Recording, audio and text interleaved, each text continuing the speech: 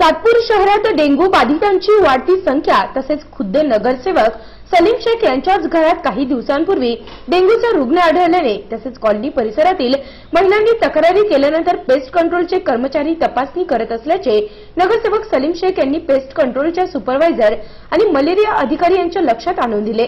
Paste कंट्रोलच्या ठेकेदाराकडून कामगारांना नियमानुसार अत्यावश्यक त्या सुविधा पुरवल्या जात नसल्याने कर्मचाऱ्यांचे काम करण्यावर परिणाम होत आहे। यामुळे सातपूर परिसरात आरोग्याचे प्रश्न वाढत असल्याने हा ठेकाच रद्द करावा असे नगरसेवक तथा मनसेचे गटनेते सलीम शेख यांनी सांगितले। कामगारांच्या आरोग्याच्या दृष्टीने ठेकेदारांची साधनं त्या कामगारांना पुरवायची आहे। कुठल्याही प्रकारचा बूट असेल, ग्लोव्ज असेल, ठेकेदार त्यांना पुरवत नाही।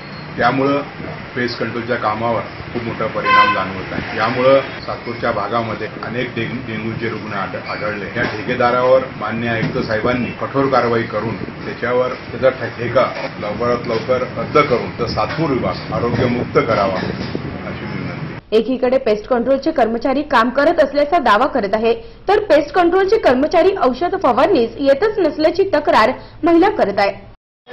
फवारणीवाले की नाही, परत दुरावाले, अजून डेंग्यूचे फवारणीवाले की नाही, डाळे काढायला येते नाही। मागील वर्षी डेंग्यूने सातपूर परिसरासह शहरात रौद्ररूप धारण केले होते। त्यामुळे डेंग्यूची दहशत सर्वत्र पसरल्याने नागरिक भयभीत झाले असून मनपा अधिकारी, कर्मचारी सर्वसामान्यांनीही अधिक जागरूकपणे प्रतिबंधात्मक उपाय करणे गरजेचे आहे। नाशिक सिटी न्यूजसाठी व्हिडिओ जर्नलिस्ट सुनील पगारे, सातपूर।